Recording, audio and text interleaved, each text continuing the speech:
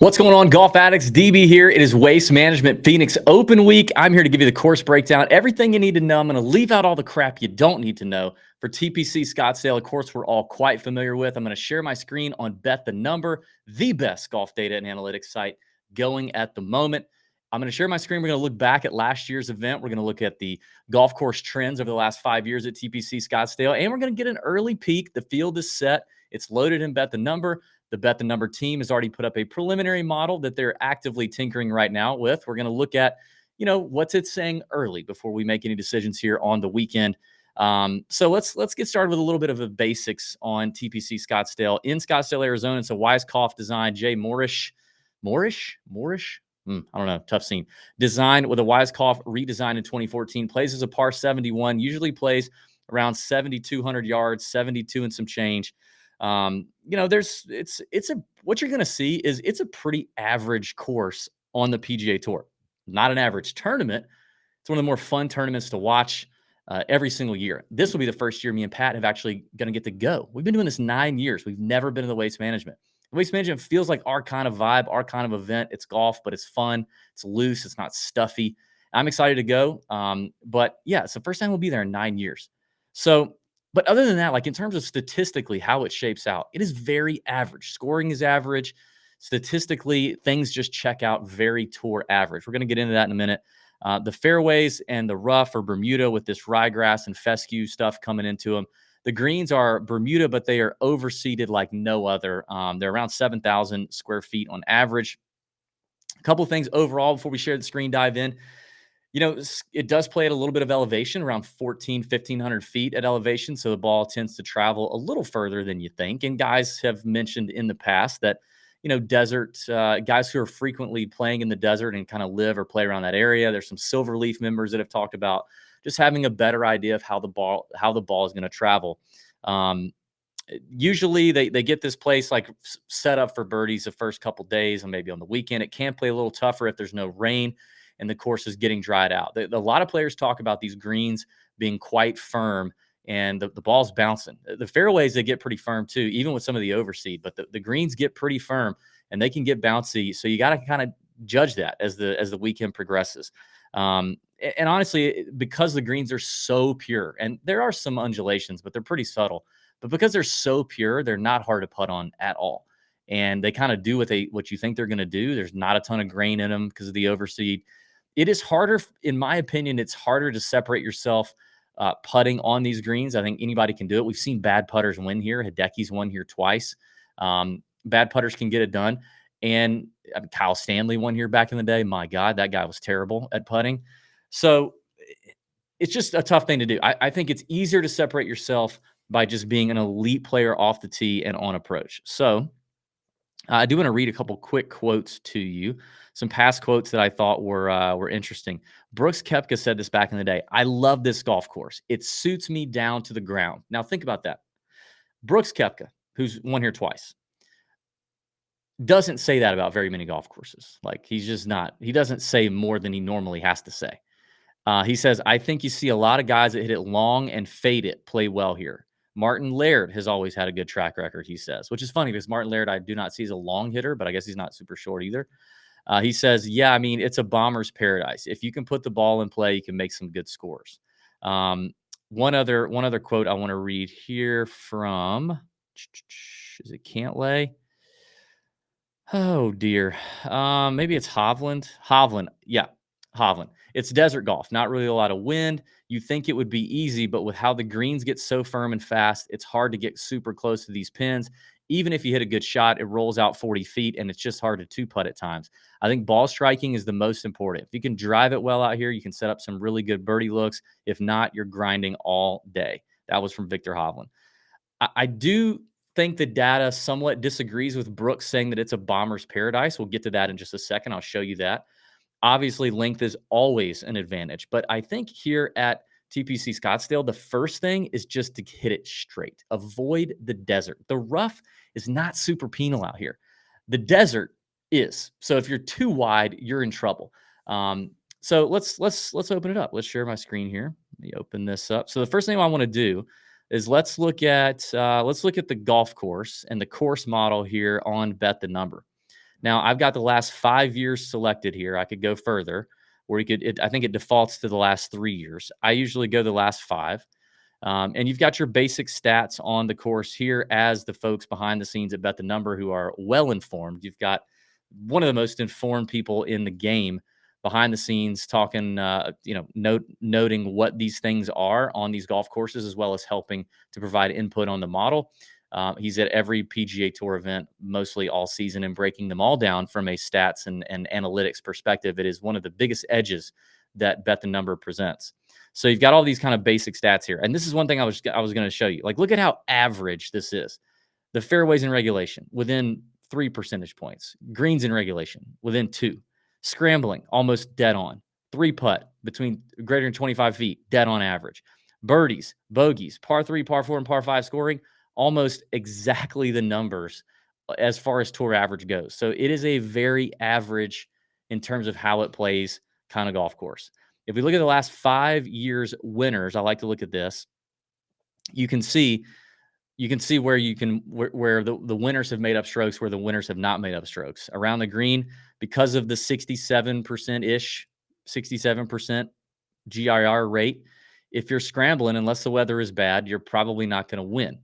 That might look a little different. Yep, as we expand to top 5, you see some guys with a little bit of mint green in here, right? But you see, guys who get hot with the putter, but it could be anybody. I mean, it could literally be anybody. Look at Scotty Scheffler. He's won here twice, right? But gains a ton of strokes with the approach play. Here, he had a great putting week, lost strokes with the approach play. It's just crazy. There's a lot of different ways to get it done. You do see, some red here in the strokes gained off the tee category. I think it's essential for the most part if you're going to win or contend to gain some strokes off the tee. But it just doesn't have to be a ton. And I think some of that comes down to this. It's based on the math and the data that they're running at Bet the Number. There's an advantage certainly to length. As I said, there always is, but it's not a huge number in terms of Bomber's Paradise. It's right in the middle almost. So I think the key is hit it straight, find the fairway. If you can find guys who are long and straight, that's obviously ideal. One reason why probably Scotty Scheffler or Brooks Koepka, both great total drivers of the golf ball, have won here. Hideki's not super long. He's not short, but he's not super long. But he's stupid straight, right? Webb Simpson, what did he do? He dead straight. Kyle Stanley, dead straight. The approach bucket distribution, one of the things I like about this course is it does tend to get guys hitting every iron in the back. You're not going to see, you're just not going to see only wedges and only long irons like you might see at Pebble. There's a lot of stuff in the middle of the bag here, from the fairway, from the rough, from other. This is something you can definitely do to separate. Like if I just want to look at the fairway shots exclusively, there's around, there's around 12 shots, 11 shots every tournament, or every round that you're going to hit from the fairway in these appropriate yardage buckets. So you can fix your model based on that information. From the rough, you're going to have 2.5, 3.7. You're going to have around 4.5 shots around from the rough, probably. If I put that out even further and I just go to other, and you find yourself in the native area or the desert, you're probably going to have a shot to a shot and a half, a tournament around where you're going to find yourself hitting out of that stuff. So these are all cool things to look at, and it helps you kind of narrow down your approach shot buckets, as well as rough penalty over here, as you see. Rough, not that penal. That's why you see a lot of green, a lot of nothing. I guess as you get longer, a little more penal there. Around the green, I looked at this ahead of time too. This is showing you difficulty around the green on every surface from every range. And again, it is dead on tournament, like tour average, like dead on average. It's not hard to chip up and down here. I would say the short grass chipping tends to be a little more important. You see it played out here, but it's kind of a mixed bag. You're going to have some from the rough, some from the fairway, some from the bunker, right? But the most of it's coming from the short grass. Again, not a tough putting course. It flows right in line with the tour average. There's really not a lot of outliers there. So that's the golf course as a whole. Now, I also want to look at last year's leaderboard, take a look at some things.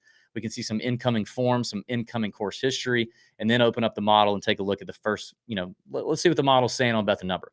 If you've not already signed up for Bet the Number, go ahead and do so. You're missing out. You can scan the QR code here if you're watching on YouTube, or the link is in the description. If you're listening on the podcast feed, the link is in the description there. And you can use promo code TJ to get $5 off your monthly fee, which puts you down to around $24.99 a month, or $50 off the annual fee, which puts you at around $249.99 for the year. If you are a TJ Discord paying member, you get the deepest discount available anywhere on the internet. It's the deeper discount than the folks that own Bet the Number's own family. Okay. It is the deepest discount. But what you have to do to that is you have to be a paying member of the Discord and DM myself or Pat on Discord and ask for a unique code. We'll give you a one-time use unique code to knock off a great deal on the annual fee. So check that out and do that if you haven't already. A bunch of you have. Bet the Number is soaring in subscriptions. That's been awesome. A lot of people canceling old subscriptions to other sites that aren't doing what they used to do and bringing it over to Bet the Number. That's what we would recommend. That's what we're doing. All of our stuff, all of our analysis is coming directly from Bet the Number, who just launched January 1st. I mean, the site just opened up in January. It's been out a month. They've already made some great improvements to it. I know of a couple great improvements that are supposed to be delivered around the weekend of the Waste Management. I'm excited about. So yeah, sign up for it if you haven't already. Everything you see on this video is coming from our friends at Bet the Number. All right. Let's look at last year's, I think it's last year's leaderboard. Yeah. Okay. So this is something fun you can do. You can click the drop down here, change the year, and then you just make sure the tournament's selected. And you can see the leaderboard. Okay. Now you do this under the tournament tab. You will see all of these averages for that year. So you'll know if it's an outlier kind of year.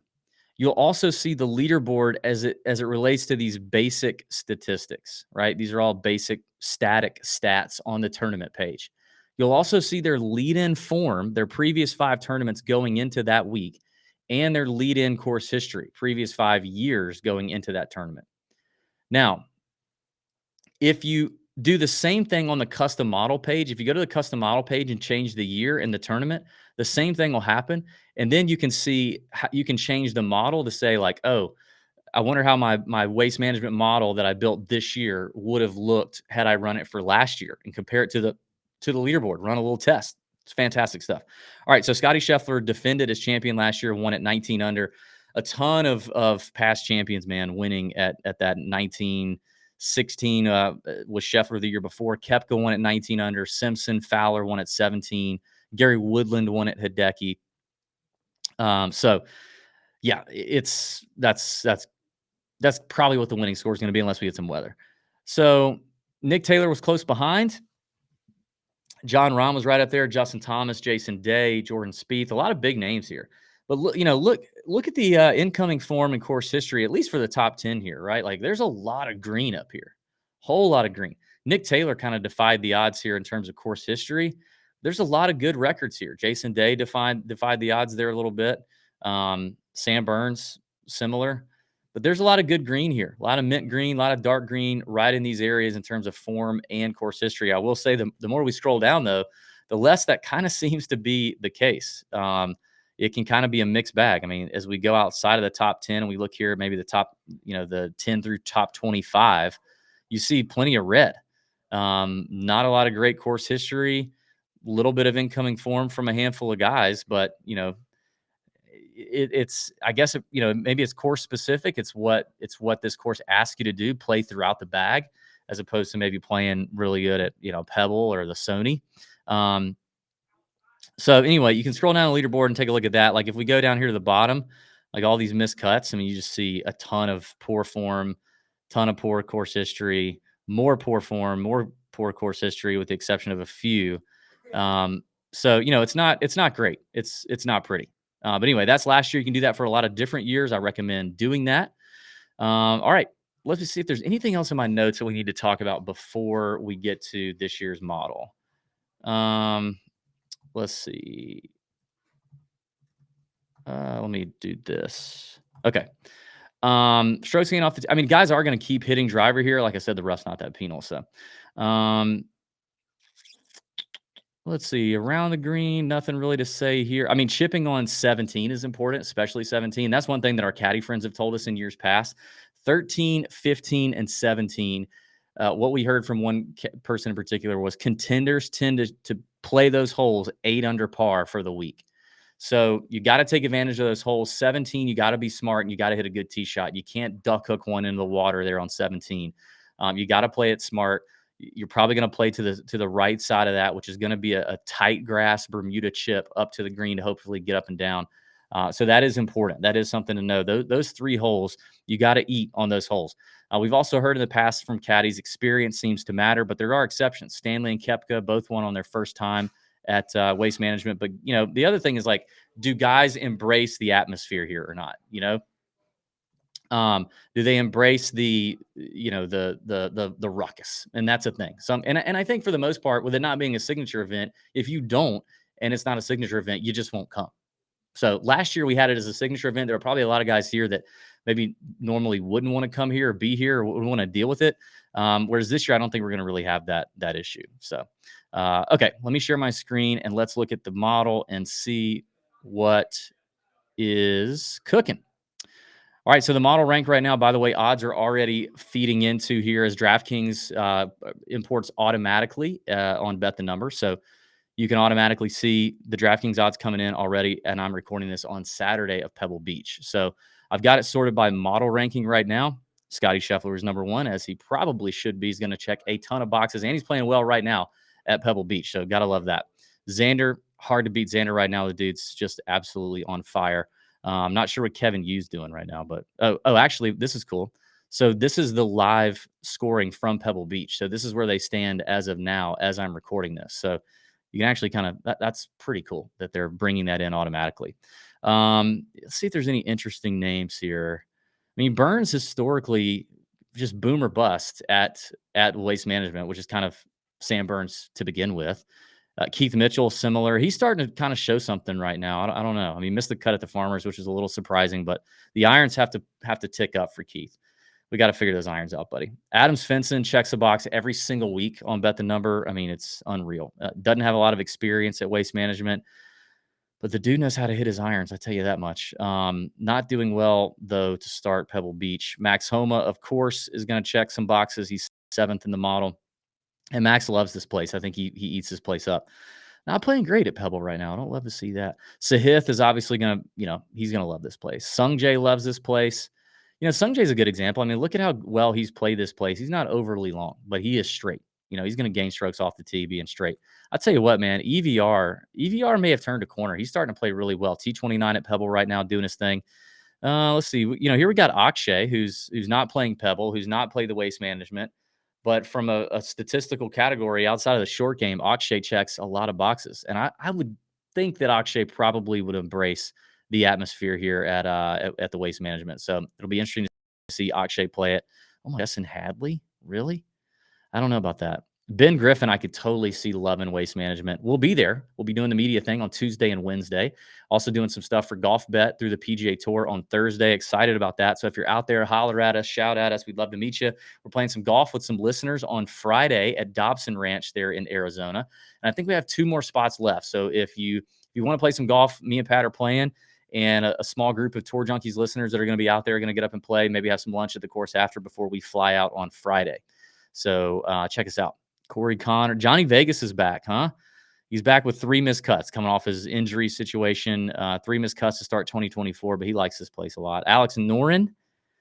I kind of like Noren. I think Noren's sneaky if it's a grinded out situation, but you're going to have a mixed bag there with his results as well. Michael Kim's been playing really well. I wonder how he likes Waste Management now that he's like out of his shell in Twitter world. Great interview with Michael Kim, by the way, on the Pat Mayo show. If you have not listened to that, you need to. Cooch loves his place. Not playing great. I don't know if I love Cooch. My favorite Young, Carson Young, not Cameron Young, because that guy sucks. Could Carson Young do something? This is weird, huh? To see Carson Young up here. Wow. Okay. Adam Hadwin, like that guy's, wow. I didn't know Adam Hadwin's historically been that good at the Waste Management. Interesting. Eric Cole, of course. Like, can't find himself outside the top 25 in any model. Is to be expected. I'm sure he'll play, because why wouldn't he play? The dude has literally played every event of 2024 already. He's like, you're in all the signature events, dude. Calm down. Take a break. Have a Sprite and a sit. A Sprite and a sit. I don't know. Maybe see your wife. Do something. My guy cannot stop going to golf tournaments. Oh, here's the other Young, Cameron Young. I mean, I could see him doing a little better here, but God, the guy's just not very good. Detry's coming out hot. Can he take it down on Pebble at the weekend? Carl Yawan, we get to see him. Oh, there's Ricky.